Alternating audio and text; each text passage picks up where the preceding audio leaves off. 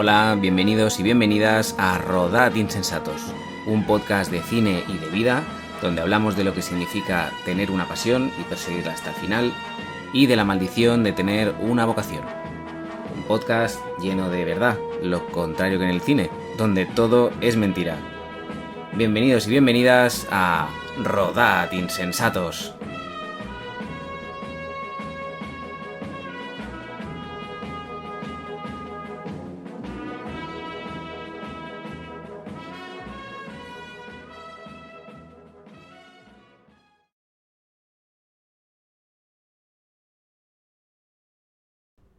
Hoy nos acompaña Marcel Barrena, director, guionista, conocido sobre todo por sus películas de ficción, las cuales han estado basadas en hechos reales, pues tan populares como Mediterráneo, sobre todo, 100 metros, y que acaba de terminar su última película reciente, que la has terminado el mes pasado, ¿no? El bus. Sí, señor. El 47. El 47. El 47, que sí, es la historia real del bus de Torre Baró.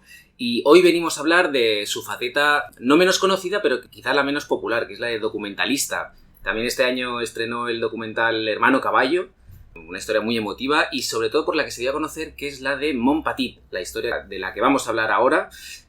Bueno, bienvenido, Marcel. Muchas gracias, encantado. Mon Petit es del año 2012, si no me equivoco. Puede ser, sí. Sí. Entonces, oficialmente es tu primera película, pero sin embargo, justo antes hiciste una que era una telemovie, ¿no? Sí. De hecho es que mis inicios, mi carrera ha sido un poco marciana, porque yo no había hecho nunca un corto. Yo quería hacer una película sí o sí, y cuando estaba en la universidad empecé a escribir un guión. Yo, para pagarme la universidad, repartía pizzas porque no tenía dinero y no tenía ayudas de ningún tipo. Así que, bueno, yo tuve la gran suerte que siempre quise lo que quería hacer, que era hacer películas. Entonces eso me dio mucha fuerza, mucha energía para trabajar en McDonald's, para repartir pizzas, para trabajar vendiendo cacahuetes en el Camp Nou. Y poco a poco esto me fue dando experiencias, y así escribí mi primer guión, que era una historia de un repartidor de pizzas, que tenía que ser una peli para cine porque engatusé a unos productores, pero a última hora pues la peli cayó, estas cosas que pasan siempre con las primeras películas, y acabó siendo una TV movie, 4 estaciones, que todavía hoy, creo que la rodamos en el 2009, y todavía hoy estoy esperando a que me paguen. Así que desde aquí abro ese melón. Hago un llamamiento a que me paguen lo que me deben, que todavía no ha pasado, pero aquí estamos. Entonces, bueno, la primera cosa que hice con una cámara fue directamente una TV movie, y sí, tuve mucha suerte, nos lo pasamos en grande y... Bueno, que al final eso es lo que importa. ¿Y pues estás contento con aquella película? A ver, estoy muy contento con aquella película, porque es la obra de una gente que no tenía ningún tipo de conocimiento. Era un divertimento puro. O sea, la película en sí, bueno, la tienen los oyentes en YouTube gratis, y es lo que es. O sea, es una película chico conoce chica repartiendo pizzas, y a partir de aquí pues es todo lo que da de sí eso. Éramos unos novatos, la hicimos con 20 y pocos años.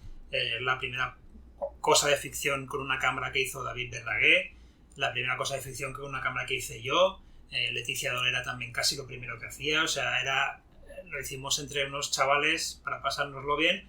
Vista ahora, dices, bueno, pues vaya tontería o vaya cosa más ligerita, pero sí, yo creo que sigue teniendo alma, que sigue siendo divertida, y que si la ves como la tienes que ver, que es como una TV movie hecha para Televisión de Cataluña y para Canal Nou, hecha con 2 duros, pues creo que, bueno, tiene sus cositas, y la verdad es que fue un gran éxito, porque coincidió en el tiempo con la creación de los canales en alta definición de Televisión de Cataluña, y como no tenía contenido en alta definición, todo el día estaba pasando 4 estaciones, entonces quizá la pasaron más de 100 veces. Hostia, entonces, maravilloso, tío. A lo tonto, el canal en pruebas de Televisión de Cataluña vivió básicamente durante una época de 4 estaciones, y ganó Gaudí, ganó premios.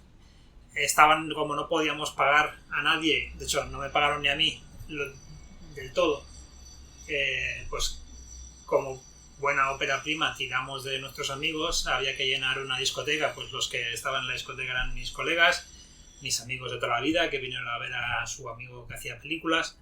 Incluso sale mi abuelo, bailando con unas brasileñas en una discoteca.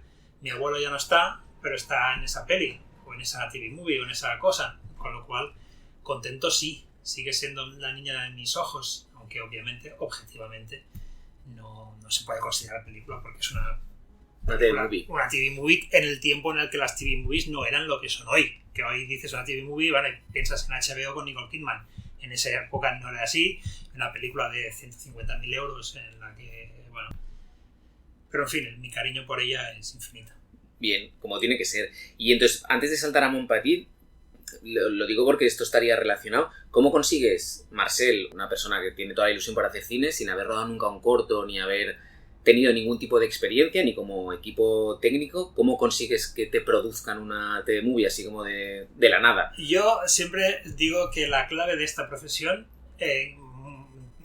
más allá de si vales o no vales para hacerlo, que eso ya el tiempo lo dirá, es ser pesado, es ser muy pesado, es el morro, es tener ilusión. Y yo estaba estudiando comunicación visual, yo sabía que quería hacer eso y no me caían los anillos para perseguir a nadie. Entonces yo cada día sabía a qué horas venían profesores, directores, directoras, productoras a dar charlas a la universidad o a darnos clase. Entonces yo estaba ahí antes de que acabara la clase o antes de que empezara la clase con mis historias, con mis guiones, les llenaba la cabeza de por favor.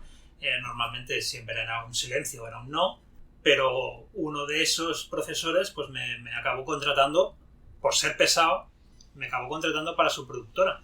Y en esa productora pues yo le llené la cabeza de historias de repartidores de pizzas, de que eso era divertido, del puerta a puerta.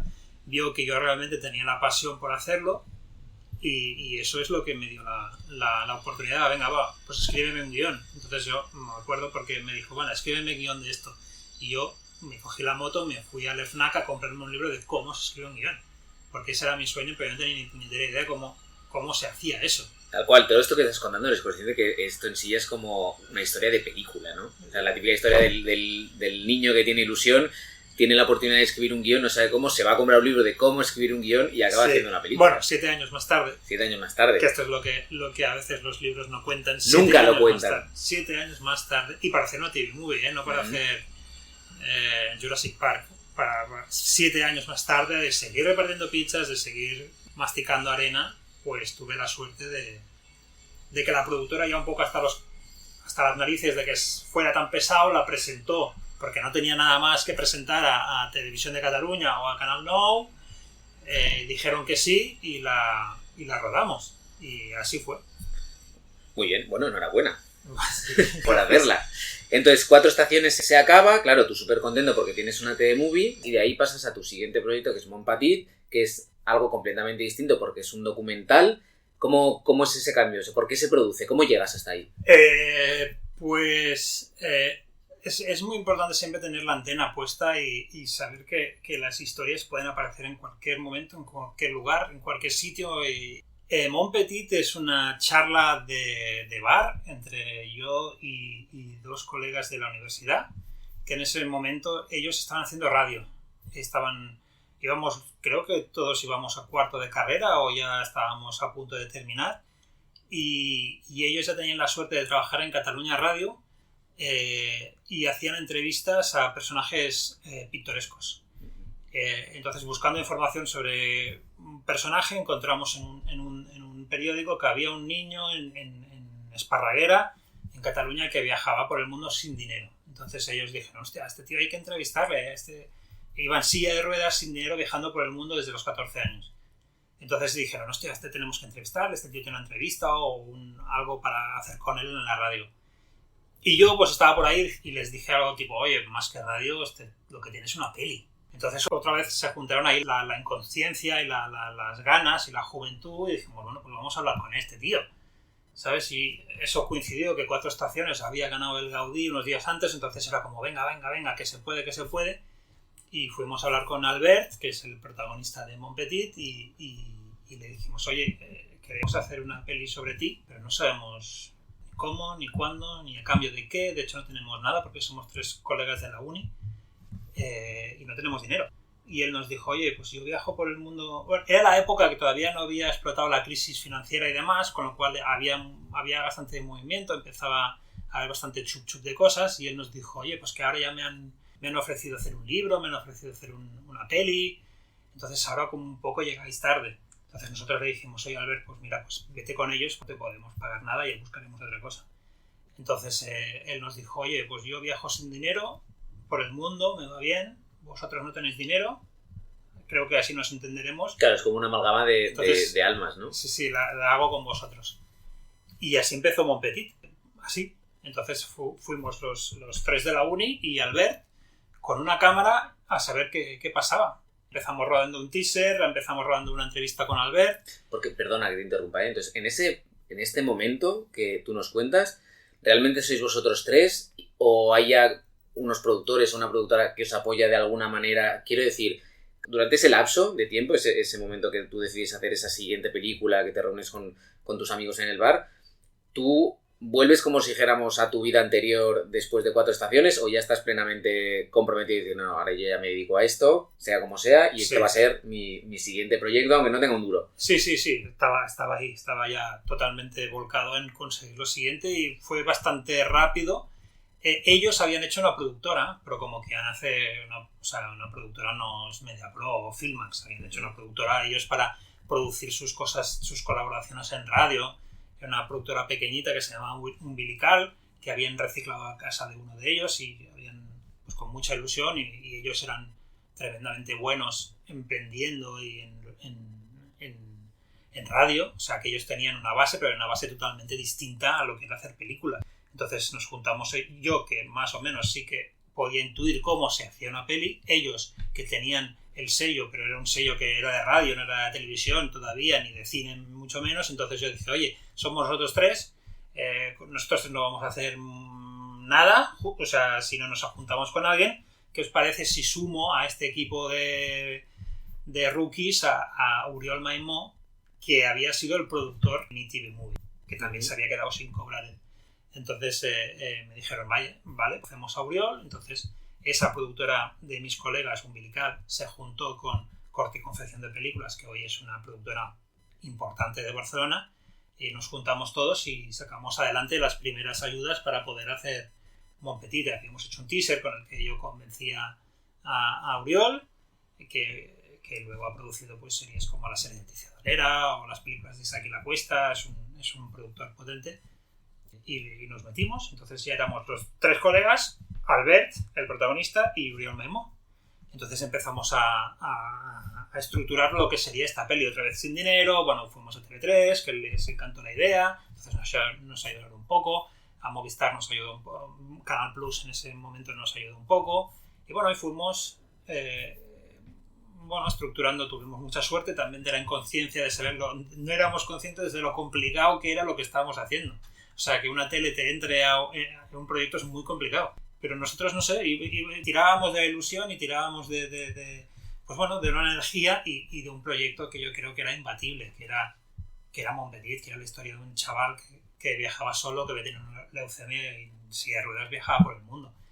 Y con su magia, su felicidad, su forma de hablar, pues enamoraba a cualquiera, como nos había enamorado a nosotros, enamoró a la gente de las televisiones que lo vio y que decidió apoyarnos. Muy poquita cosa, pero pudimos empezar a hacer la peli. Por ejemplo, para mí viendo la peli, una de las cosas que me preguntaba es, claro, los tiempos entre el documental y la ficción son muy diferentes. Entonces, cuando tú tienes un proyecto que estás preparando o diseñando, si una parte de tu diseño de la producción es la financiación, ya sea a nivel privado o a nivel de público con las ayudas, bueno, pues tú tienes esos tiempos. Pero claro, el documental tiene unos tiempos reales, que eso no espera ni a financiación privada ni a financiación pública. Entonces, cuando tú hiciste el teaser y Peli habla del viaje que hace Albert alrededor del mundo hasta llegar al punto más lejano de su casa. Entonces, ¿él os esperó para hacer ese viaje por si tenéis dinero o vosotros tuvisteis que amoldaros y decir, hostia, pues tiramos sin nada y luego ya lo vamos sumando? ¿Cómo nosotros tiramos sin nada. O sea, ya te digo, teníamos 20 y pocos, o 20, yo no me acuerdo cuántos teníamos, pero bueno, ahí está. No teníamos hijos, no teníamos...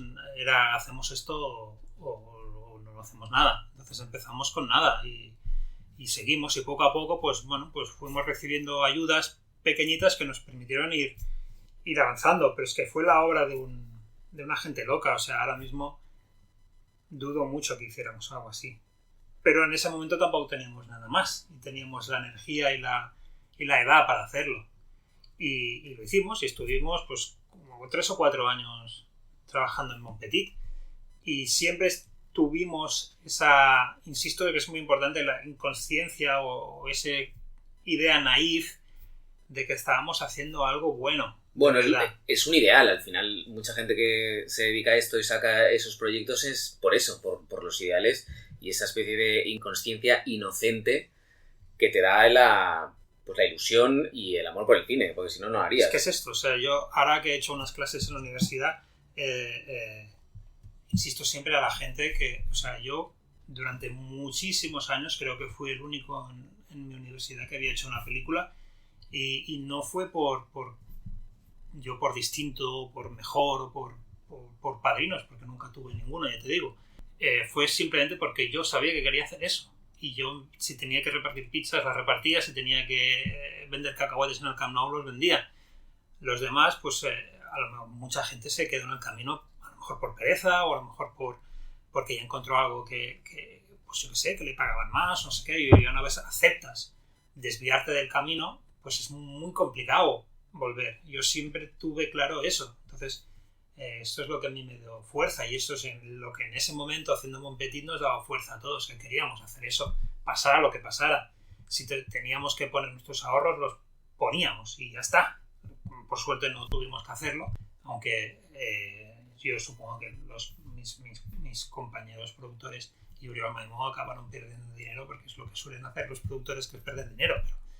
Pero bueno, esto nos dio mucha paz y mucha ilusión y la verdad es que fue una experiencia brutal hacer Mon Petit, aprender de Albert, que era el protagonista, de su pareja Ana, que nos salvó la película, porque esto era como un viaje, seguir a Albert. El primer reto que yo le puse a Albert era: oye Albert, tenemos que llegar a las 8 maravillas del mundo, en silla de ruedas y sin dinero. O sea, sin dinero, para la gente que lo entienda, bueno, que se vea la peli en Filmin o en Dog Guy, que está colgada ahí. La película es un tío que va sin dinero por el mundo, y sin dinero quiere decir que se cuela en los barcos, que sube los camellos y va avanzando hasta el final del mundo.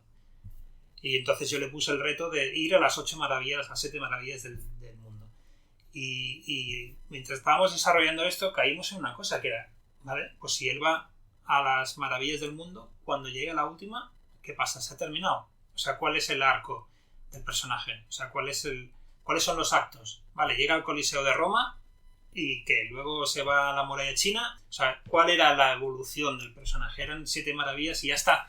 Entonces ahí es cuando lo cambié todo y le dije: oye Albert, tenemos que cambiar radicalmente la peli, tenemos que buscar un Indiana Jones. ¿Cuál es la misión? El Arca de la Alianza. ¿Cuál es la misión?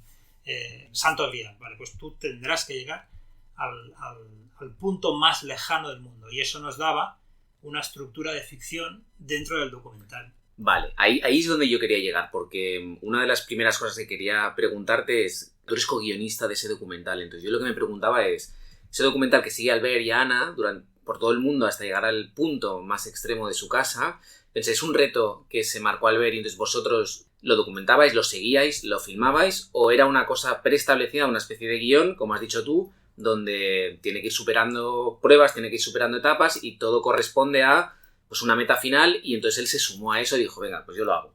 No, todo lo que se ve bueno, yo no puedo hablar por todos los documentales, yo hablo por los que he hecho yo o los que yo conozco. Todo lo que se hace en un documental está preparado.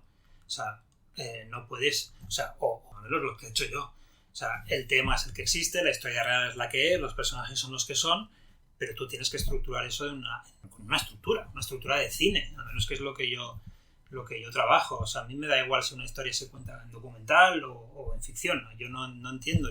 Algunas de mis pelis favoritas son documentales y yo no las veo como documentales, las veo como experiencias audiovisuales, como la ficción. A mí me da igual una cosa que la otra si la historia es buena.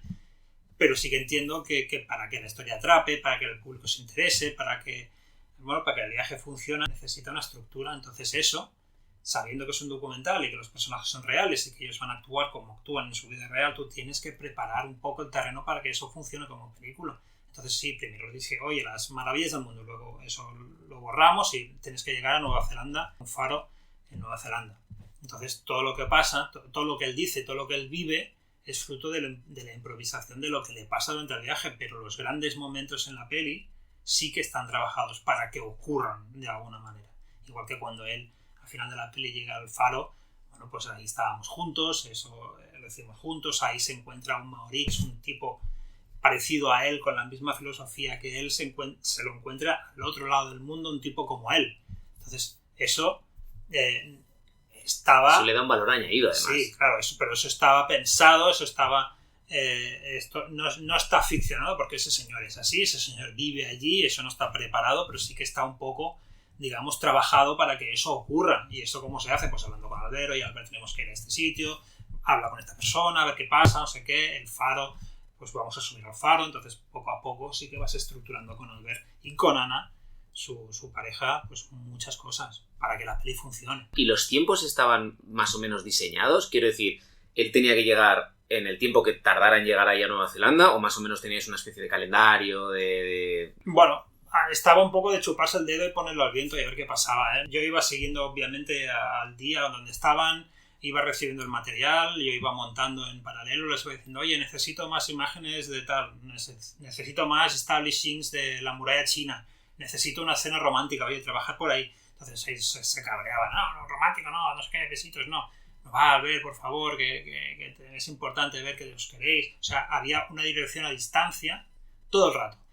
Claro, había una dirección a distancia, eso está muy bien, porque yo lo que me di cuenta, en la peli se puede ver claramente como el principio, digamos que ahí estáis metidos. De hecho hay un par de planos en el que sales tú, al principio y al final, que es cuando os retiráis al principio y los dejáis ahí en la gasolinera, sí. y luego está como todo el viaje grabado con su videocámara, que lo graba tanto ella como él. Vosotros en todo ese momento no estáis nunca, solo están ellos dos. No, eso era la clave, creo, que para que la peli fuera verosímil, que nosotros no podíamos estar. Si de repente la peli está bien rodada o estamos nosotros... Claro, nosotros estamos contando una historia muy radical, que es un tío y su novia que viajan por el mundo en silla de ruedas y sin dinero.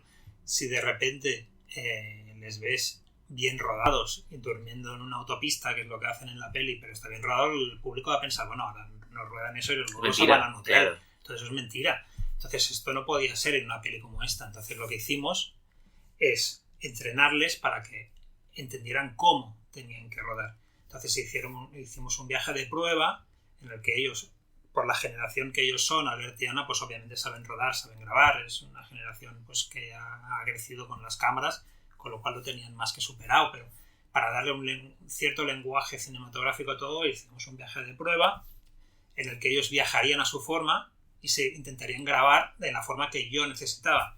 Para cualquier persona del mundo hacer un viaje de prueba hubiera sido, yo que sé, Madrid o a Lisboa, como muy lejos, a su estilo, de silla de ruedas sin dinero. Pues ellos se fueron a Japón en silla, y con ese viaje de prueba, al volver, pues vimos las imágenes y bueno, pues les dije, oye, pues más así o más así.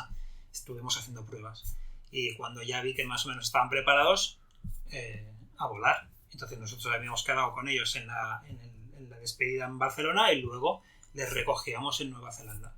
Una vez llegaran, fuera cuando fuera. Más o menos calculábamos que serían 7, 8, 9 meses en llegar y ahí les esperábamos. Entonces ya cuando llegan a Nueva Zelanda ya somos nosotros los que grabamos el epílogo de la peli. Y entonces durante esos 8 o 9 meses que tardaron, yo tengo como dos grandes preguntas. Una que es que me la has dicho tú, que es ¿cómo recibíais el material? ¿Cómo recibías tú el material y los bloques? Ya que claro, en el tipo de viaje que ellos hacen, que es totalmente a la aventura y sin medios, ¿cómo hacían para enviaros? Entiendo que todos los gigas, todo lo rodado. Ellos rodaron, eso hacía unos cuantos años, se rodaban con tarjetas de memoria. Entonces, o a través de las embajadas, o a través de servicios de mensajería, o hay un momento que Ana, la novia, decide que no puede más y se vuelve. Entonces, bueno, pues en ese momento traía las tarjetas, o era todo, pues sí, es que era una locura. Es que si lo piensas ahora sobre un plan de lo que ahora sería un plan de rodaje, o un plan de producción de una película, esto es una locura, porque solo que se hubiera perdido una tarjeta. Pensaba en eso, solo que no hubiera llegado una sola tarjeta se termina la peli. Claro. Es que no puedes pasar de hola chicos, estoy aquí en Roma, mira, luego os grabo, pum, y estás en China y lo que ha pasado entre Roma y China está perdido, con lo cual la peli está muerta. Ya te digo que fue fruto de la inconsciencia también y pues la verdad es que salió salió bien y da para otra gran historia de lo que es la industria del cine y de cómo se vive desde dentro y desde fuera en las cosas. Si quieres hablamos de ello, no sé. Por favor, sí. Yo cuando terminé de montar Mon Petit, yo estaba convencidísimo de que teníamos una gran película. Yo siempre he sido cinéfilo, he visto casi todo, he visto muchísimas cosas de las que se estrenan, la mayoría intento verlo, y yo tenía la certeza de que teníamos una gran película. Se la puse a los productores, que la vimos juntos en la productora, y ahí se respiraba o sea, me invitaron a cenar ese día, o sea, se respiraba triunfo. Triunfo. Teníamos una perla, obviamente no teníamos Titanic, porque es una película, otra vez, hecha por 4 colegas con una Handycam y poco más. Pero un documental en catalán, o sea, una cosa muy pequeñita, pero yo sabía que teníamos algo especial. ¿Y qué hicimos? Pues lo que se hace en todos los casos, ¿no? Que es mandarla a todos los festivales del mundo, sabiendo que nos íbamos a comer el mundo, porque teníamos una joya. Pensando que os ibais a comer. Pensando que nos íbamos a comer el mundo y que teníamos una obra maestra y que el mundo iba a descubrir que teníamos una obra maestra. La mandamos a todos sitios y empezamos a recibir no tras no, tras no, tras no, tras no, tras no.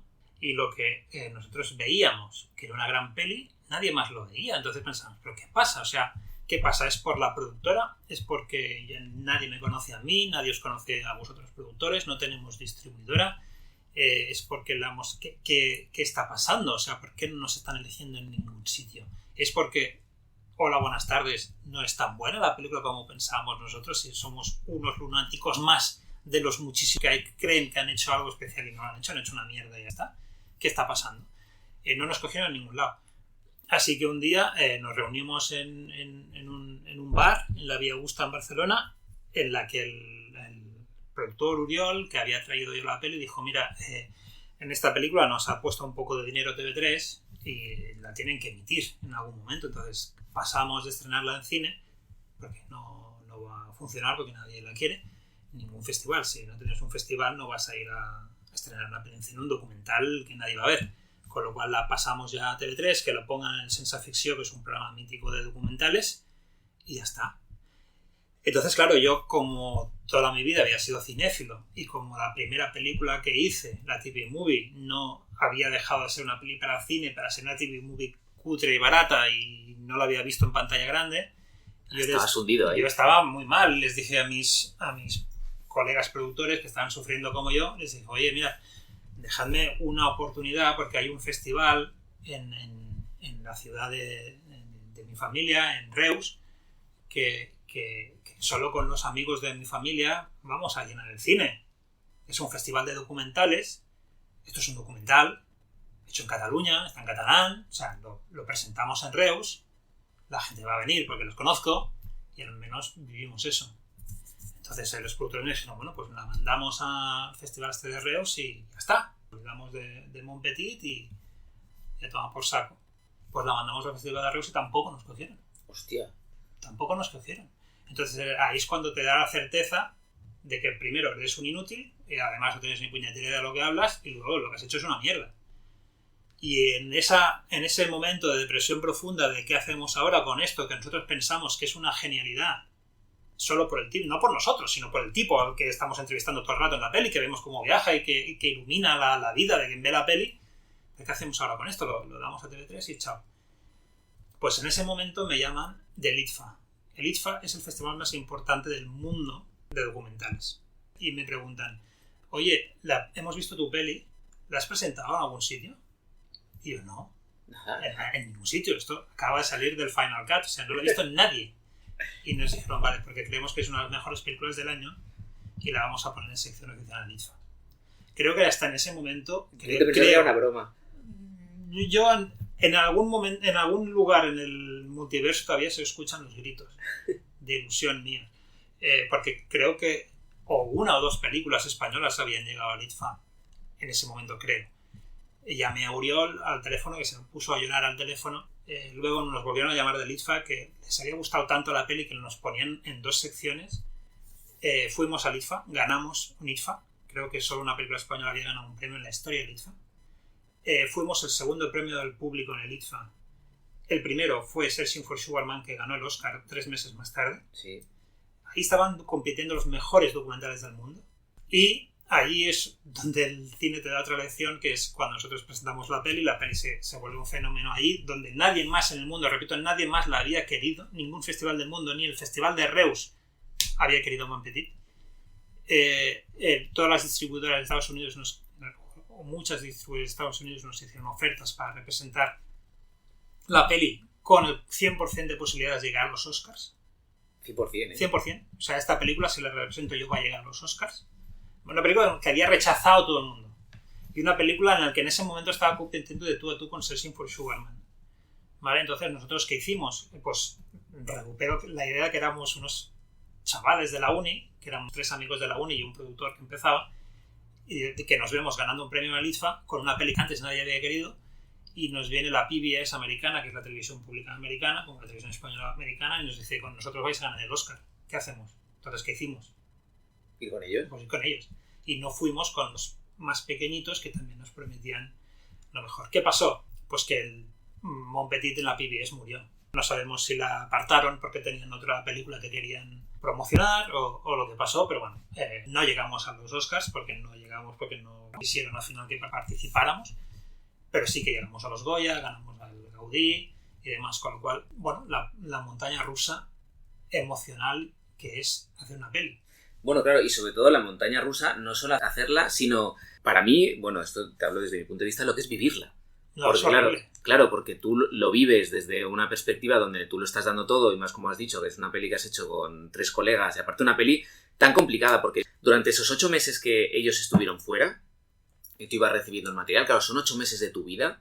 Tú, mientras, ¿de qué currabas, tío? ¿De qué vivías? Porque no puedes dar 8 meses dedicado a la peli sin nada, ¿no? No, porque en ese momento creo que ya teníamos un sueldo en la peli de, no sé si eran 1.000 euros al mes o algo así. O sea, sí que podías estar centrado en la peli. Sí. Vale, bueno, sí, ya es mucho, momento, porque si no tienes que ir combinándolo, sí. ¿Verdad? No, en ese momento ya, no sé si teníamos 1.000 euros o algo así, o 3.000 para empezar y 3.000 para terminar, pero en esa época para mí, hace años de eso ya, pero para mí 1.000 euros era muchísimo dinero. O sea, yo estaba repartiendo pizzas antes. Por lo cual yo con 1.000 euros hacía milagros, no tenía más obligaciones, entonces mi vida era ir a la productora a montar y irme a mi casa.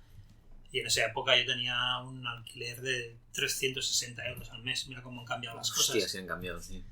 Con lo cual con eso ya tenía para ir tirando. Volviendo a lo que decíamos, lo que es la experiencia de vivirla, tú estás en un proyecto pequeñito que has arrancado con 3 colegas y con todas esas dificultades, y de repente te ves en una especie de vorágine que yo creo que te succiona. ¿Cómo se gestiona eso? Porque es que eso no es fácil. Porque pasas del fracaso más absoluto. No del fracaso, porque al final. No, nosotros fracasamos. Bueno, yo creo que más que vosotros depende de cómo lo veas, porque la película, lo has dicho tú muy bien antes, tú piensas, hostia, la peli no es buena o no lo hemos hecho bien, es la productora que es. Yo creo que a veces es el momento, es el mercado, qué es lo que se busca, qué es lo que no se busca, qué es lo que está de moda, ¿sabes? Independientemente de la calidad de la peli. Entonces, más que fracaso, pasáis de que nadie quiere vuestra peli al éxito absoluto porque ganas el festival, te llaman te prometen que vas a competir en los Oscars. Toda esa montaña rusa, ¿cómo se gestiona? Pues mal. Se gestiona mal, sí. Pero lo que pasa es que no es... esto se alarga en el tiempo durante muchísimo tiempo y es complicado porque cuando estás mal, estás muy mal, y cuando estás bien, al menos en mi caso, tampoco te acabas de creer. Con lo cual, yo soy un catalán un poco pesimista, entonces, vale, o sea, ahora la cosa va bien, pero ya irá mal mañana. Entonces, ¿dónde está el truco? Eso me ha protegido bastante. Pero la verdad es que es muy, muy duro. O sea, la época esa fue muy dura porque es que ahí ves que se ha terminado tu carrera. ¿Sabes? ¿Tú lo viste en algún momento decir, esto es lo último que he hecho? Cada película que he hecho he sentido que era la última que hacía. Sí. Leo una mala crítica o no me cogen en un festival y creo que ya está terminado. Que se van a dar cuenta que soy un farsante en cualquier momento. El síndrome del impostor. Todo el rato. Ostras, es muy curioso, porque en este podcast ya ha salido con más de un director el síndrome del impostor. Yo personalmente nunca lo he vivido, pero me doy cuenta que hay mucha gente que lo vive y... Yo tengo una teoría para esto. La teoría es que nos hemos creído que las directoras y los directores somos seres que tenemos la respuesta para todo. Y esto no es verdad. Un director o una directora en un set... debe saber de qué va su peli, qué quiere transmitir todo el rato, cuál es el tono, montón de cosas. Pero hay muchísimas cosas que no sabe hacer. Y eso es algo que la gente Que no tienen por qué saberlas. No tienes por qué saberlas, pero es una cosa que la gente en la calle obviamente no se dedica a esto, igual que yo no me dedico a la neurociencia, con lo cual no sé muchas cosas, y todos los neurocirujanos son unos genios, pero seguramente si yo fuera uno de ellos vería que hay mucho inútil también por ahí, ¿no? O sea, como en todos los sectores. ¿Qué pasa en una película? Que una película no es la obra de una persona. Y a mí yo cuando veo una película a mí me da un poco de reparo, porque creo que es mentira. O sea, una película es un trabajo en equipo y nunca mejor dicho. Es que es así.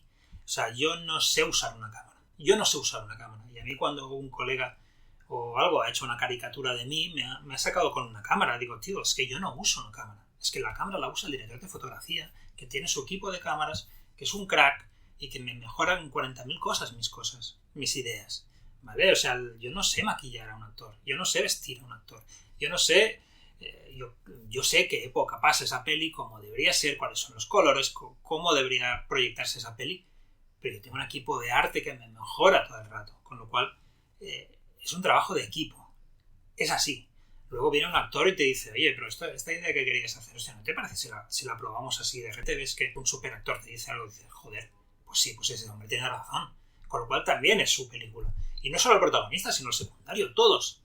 El productor que está vigilando y que a veces te protege de que no hagas una cagada monumental como fichar a uno o fichar a otro, o de dejarte convencer de rodar la peli en una localización y no en otra. El actor también es su peli. Entonces yo creo que cuando uno es consciente de lo que yo no era cuando hacía la TV Movie o Mon Petit, cuando uno no es consciente de todo el armamento, de todo el ejército que hay alrededor de uno para hacer la peli, pues uno quiere decir, la he hecho yo la peli. Pero cuando uno es consciente de todo lo que hay, es cuando dices, wow. Bueno, y sobre todo entiendo que también cuando uno es consciente de que hay ciertas decisiones o ciertas contribuciones que han hecho, o sea, que han contribuido a mejorar. A mejorarla, pero vamos claro. A otro nivel, no a otro nivel, a miles de kilómetros de distancia. Entonces, en ese momento es cuando yo creo que dices, coño, aquí sí donde está el síndrome del impostor. Hostia, pero esta idea era mía o es del director de foto, o este diálogo que yo tenía pensado así, de repente es idea de Daniel Rovira o de Carra o de Alexandra o de Eduard. Entonces, en ese momento es en el que te sientes, ay, que no soy el ser omnipotente que pensaba que tenía que ser, no, es que no tenías que serlo. Entonces este es el siguiente aprendizaje. Primero es saber que tienes que saber delegar, que el trabajo de la directora o del director es, bueno, que todo eso tenga sentido, que todo fluya, que no haya cosas fuera de tono, que todo esté en una misma línea, es congregar todas las visiones en una. Pero luego yo creo que es dejar que todas esas visiones sean mejores que lo que tú tenías. Y sobre todo creo que la grandeza de un director o directora que es saber elegir cuáles son las buenas, ¿no? Porque te llega un mogollón de inputs, te llega un mogollón de ideas, de propuestas, de proposiciones que todo el mundo lo hace con su ilusión para mejorar esa peli, pero entonces la labor del director o directora es saber discernir cuál es realmente la mejoran y cuáles no. Claro, este es el trabajo. Y cuando eres consciente de que este es el trabajo, te sientes mucho más cómodo.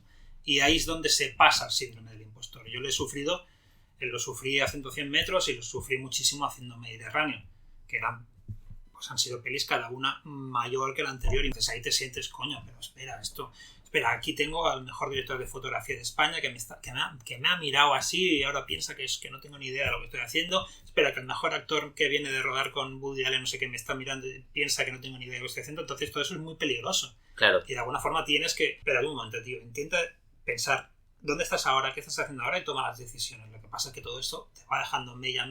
Acabas seguramente en terapia cuando termina la peli. Pero tienes que intentar aguantar el tipo durante.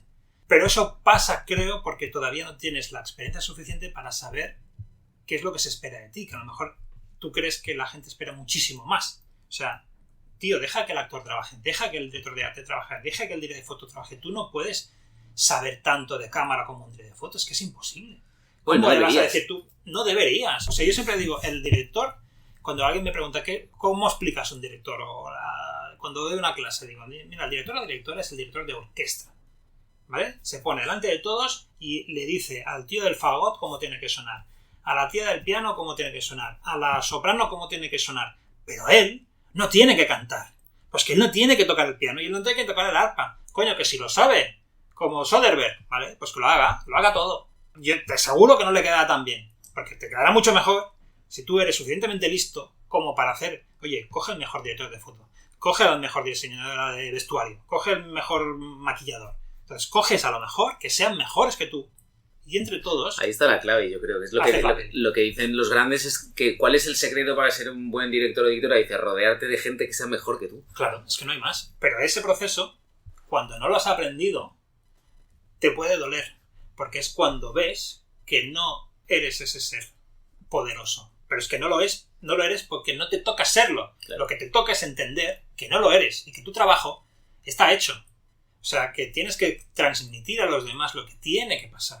O sea, tienes que entender que tú eres Guardiola, que no eres Messi, Iniesta y Eto'o al mismo tiempo. Deja que Eto'o marque, deja que Messi haga no sé qué. Entonces, ese es tu trabajo. ¿Tú crees que nos ponemos nosotros mismos demasiada presión a la hora de encarar un trabajo? Sobre todo si es el primero, con según qué películas que son pequeñas. Entonces es como que queremos que nuestra primera película deslumbre. Porque es como nuestro aterrizaje y tiene que ser la mejor que todas, porque si no, no valemos la pena. Puede ser. Tengo otra teoría que es que... son teorías mías, ¿eh? Bueno. Y yo creo para eso estamos aquí, para escuchar tus teorías. Las primeras películas pueden ser las mejores porque han sido en las que mejor te has rodeado. Y donde has tenido unos productores que te han ayudado y has tenido un equipo que te ha ayudado. ¿Qué pasa tú? Posiblemente tú lo has pasado peor, por eso que hablábamos, pero también creo que cada vez que vas cogiendo más poder, porque haces cada vez películas que funcionan y que que atraen a la gente, tú coges más poder y de repente la gente no te dice la verdad de lo que piensa. Entonces quizá las primeras pelis son como más trabajo de equipo, más sinceras, pero no solo de ti, sino de todo tu equipo. Yo creo que eso le pasa a mucha gente que ha conseguido tanto poder y tanta visión autoral y tan él, o ella, que poco a poco sus pelis van menguando porque nadie se atreve a decirle, oye, pero es que esto no funciona. Nadie les cuestiona. Claro. Y yo creo que el cuestionarse cosas es muy importante, sobre todo al principio, que es cuando sabes menos. Es una teoría. Mis directores favoritas, sus mejores pelis no son las últimas. Entonces, también supongo que es un tema de energía y de edad y de muchas cosas, pero mejor al principio cuando chupaban más de los demás. Por eso digo, es que el cine es un tema de mucha gente, no es de uno.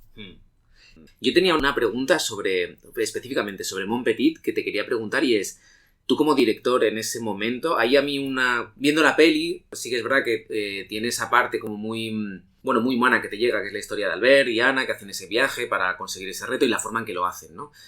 Pero por otro, que era la pregunta que te quería hacer, es, tú a nivel de director, desde un punto de vista moral, ¿en algún momento hablaste con Albert o tomaste tú la decisión de decir, claro, porque este chico está viajando, pero hay un punto, y el que lo dice, que lo que hace es colarse en los sitios? O sea, va un poco ilegal y va un poco, pues eso, saltándose la ley. ¿Tú decidiste apoyar eso? ¿Dijiste, no, tío, esto hay que hacerlo según dentro de la legalidad, como está establecido? ¿Dijiste, no, la gracia es esta? Es decir, ¿fuiste consciente y apoyaste eso? ¿Fue una idea de Albert? ¿O era su manera de viajar y lo respetaste? Él viaja así, él hace eso. Y el documental de Mon Petit es un retrato de un personaje. El personaje tiene sus luces y sus sombras. Y ojalá todas nuestras, las sombras de una persona sea que se cuela en un tren, bueno, vale. Esa es toda la sombra que yo le encontré a este personaje, entonces... Yo lo decía porque lo bonito del documental es ver la historia de este chico, cómo va recorriendo el mundo con una silla de ruedas, haciendo autostop o como puede. Claro, cuando ya entras en la cosa de, no, pues yo me cuelo, o hay como una ligera línea que dices, no es lo mismo. No, él es así, es que él es así, y que cada uno juzgue. A mi hermana, por ejemplo, le cae fatal. A mí me cae de maravilla porque yo lo he tenido delante durante años y sé lo que me ha dado, lo que me ha aportado y lo que he aprendido con él. Él es así. Es que es así. No me gusta que la gente se cuele en el metro. No, yo es una cosa que odio a muerte. Pero él no era... Mon Petit no intenta tampoco ser un elogio absoluto a su forma de vida. Él es así. Es un retrato. Él es un retrato. O sea, él hace eso. Ya está.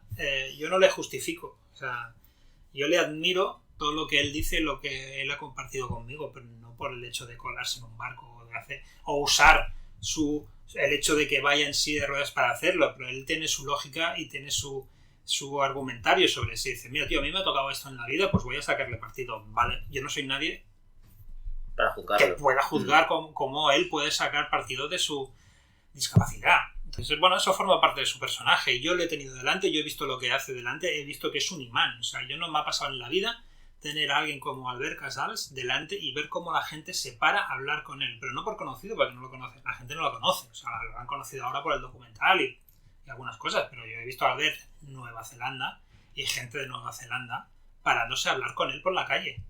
Es como, ¿sabes cuando estás en el autobús y hay un bebé que todo el mundo mira a ese bebé? Porque tiene una aura, una luz especial, un carisma. Pues eso es él. Claro que es un chaval blanquito, con los ojos azules, el pelo azul, en silla de ruedas, que te mira, y él es bueno, yo creo que es el cerebro más desarrollado que yo he tenido en mi vida, o sea, con el que interactúo yo.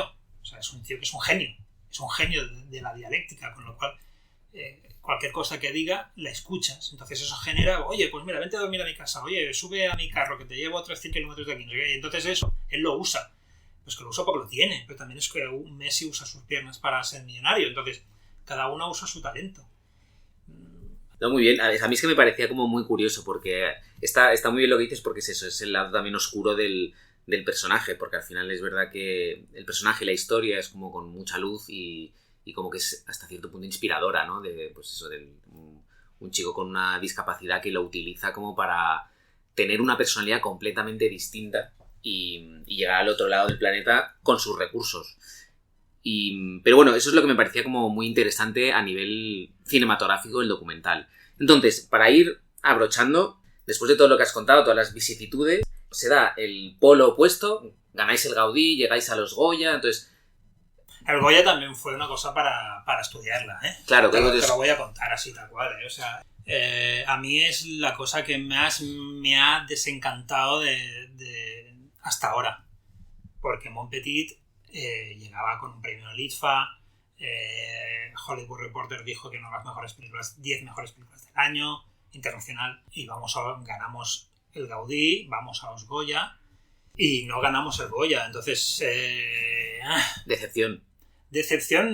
La decepción pasó a ser incomprensión, porque entonces ves que no entiendes, entonces empiezas a entender cosas que no te gustan, y esto es cuando dices, no, aquí no quiero jugar, esto no me gusta. Con lo cual ya pones los premios en su lugar, ¿sabes? Ese año había muy buenos documentales en los Goya y no ganó el mejor, pero vamos, lo que pasa es que ganó uno que por el título, porque en tal, porque en cual, por tal. Entonces dices, bueno, pues simplemente no juguemos a esto y ya está, da igual. Pongamos las cosas en su sitio, da igual, lucha por hacer buenas pelis y no esperes que los premios sean una recompensa, porque no es así. Y a eso lo que decíamos antes, no porque no te la hayan cogido en festivales significa que la película sea mala. Exacto, la película es la misma con o sin premios. Eso es. Entonces, pero para llegar a estas conclusiones te tienes que pegar varias hostias. Pero, por ejemplo, tú como Marcel, cuando tú llegas a todo ese momento, esa cumbre, ¿no? Que es el Gaudí y el Goya, ¿tú notas que en ese momento tu carrera cambia, por ejemplo? ¿A ti te supuso algo en el sentido de... Tú has pasado de hacer la TV-movie con una mano delante y otra detrás al documental con pocos medios y con 3 colegas? ¿De ahí notas que hay una especie de cambio que ya puedes tener como más facilidades, más accesibilidad o también...? No, la única cosa es que pasé a conocer a más gente. Yo, por ejemplo, lo he hablado con él varias veces porque me hacía gracia que cuando te nominan a un premio de estos, hay la foto de los Gaudí, la foto de los Goya. Entonces vas y simplemente es que haces una foto, no tiene más. La cosa es darnos importancia todo el rato. Y en la foto de los Gaudí me crucé con Eduard Fernández. Y me dijo, he visto tu película, me ha encantado. Claro, para mí, que yo venía de donde venía, que Eduard Fernández me dijera que había visto una película mía, me petaba la cabeza. Además era un documental. Entonces, y me dijo, llámame un día. Y yo me quedé con eso apuntado, llámame un día. Entonces, bueno, cuando vas entrando en estas selecciones, estas cosas, sí que vas conociendo a gente. Pero al final vuelves a ser tú con tu proyecto. O sea, si tienes un proyecto de mierda, vas a seguir siendo un proyecto de mierda. O sea, Mon Petit había ganado el ITFA, había ido a los Gaudí, a los Goya, pero al final sigue siendo un documental pequeñito. O sea, no puedes presentar X-Men. O sea, que no te van a dar algo. Entonces tienes que encontrar lo siguiente. Y vuelves a ser tú, llamando a las puertas, hola, ¿qué tal? Tal. vuelves a ser ese. Como una hostia de realidad, ¿no? Sí, vuelves a lo que sea. Al barro. Entonces, la suerte otra vez que tuve yo es que yo tenía mucha suerte. La suerte que tuve yo es que Mon Petit me dio tanto en emociones, que me hizo como una pequeña configuración dentro. Y me dijo, mira, como lo has pasado tan mal haciendo Mon Petit, porque lo pasamos muy mal, muy mal es muy mal. Nuestra amistad no terminó del todo bien y en los momentos duros en donde nadie quería la película fueron muy duros. Luego los momentos buenos fueron muy buenos, pero veníamos de un lugar muy oscuro también emocionalmente, con lo cual estábamos mal. Pero me dio tanto de compartir la peli con la gente que yo me acuerdo perfectamente que estaba volviendo de Nueva York, que para mí era como, wow, Nueva York, es Scorsese, es Woody Allen. Entonces me invitaron a un festival pequeñito de Nueva York y estaba yo donde la película fue de maravilla, y estaba yo volviendo en el avión y me dije, hostia, lo que me ha dado esta peli, este chico en silla de ruedas, hablando sobre la vida, hablando sobre la felicidad, que tiene capas, que tiene distintas, visiones y tal. ¿Qué peli hago ahora? ¿Sabes? ¿Qué voy a hacer ahora? ¿Voy a hacer otra peli como de las pizzas, otra cosa de Chichinabo? ¿O voy a pensar para qué sirve esto? ¿Hacia dónde quiero ir? ¿Para qué sirve esto? ¿Sabes? Nosotros cuando salíamos de los pases de Mon Petit en Nueva York, pues venía gente con silla de ruedas que nos daba las gracias. O gente, ¿sabes? Y pensaba, wow, ¿sabes? Hostia, qué guay, ¿no? Qué guay, una peli, el mismo dolor que te va a causar una peli random, te lo va a causar una peli que sirva para algo. Porque es lo mismo, o sea, es lo mismo. Pensé, pues busca algo chulo, algo que pueda mejorar, algo que puedas ayudar a alguien. Y con esa idea encontré el tema que luego fue 100 metros. Porque, mira, esto me viene que ni guionizado, porque lo último que te quería preguntar era, si algo se ha caracterizado tu carrera es porque quizá Mon Petit fue el catalizador, como lo estás diciendo, pero tus películas de ficción, incluso, Hermano Caballo, esta última, se caracterizan porque son historias reales de superación. Entonces, porque la de 100 metros, la del chico que tuvo el ictus y acabó haciendo que era la maratón. La esclerosis la esclerosis, perdona, he dicho el ictus. La esclerosis múltiple. Luego Mediterráneo es la historia real de Open Arms. Ahora el 47, que es la historia del bus. Entonces, ¿crees que Mon Petit fue el catalizador que te llevó a...? Sí, fue eso. Fue ese viaje en avión. Es que es así. O sea, yo estaba escribiendo en ese momento, yo tenía el ordenador abierto en el avión y estaba escribiendo una comedia romántica que en mis sueños, que iba a protagonizar tal y cual, y era una comedia romántica de jajajiji. Y nada, unas horas antes yo había estado en el Museo de las Artes en Movimiento de Nueva York, donde se había expuesto Mon Petit. Repitamos, después de que nadie la quisiera, pues la emiten en un museo en Nueva York y la gente salía y nos daba las gracias por haber hecho esa peli. Entonces yo decía, joder, ¿quieres volver a vivir esto? Y digo, sí, porque el dolor lo voy a sufrir igual. O sea, ¿quiero hacer una peli que se ponga en los cines y chao? ¿O quiero hacer una peli que se ponga en los cines y sirva para algo? Como había sido Mon Petit. Aunque lo hubiera visto poca gente, porque es un documental. O sea, da igual. En toda la vida un documental la ve menos gente que un solo día una peli de ficción.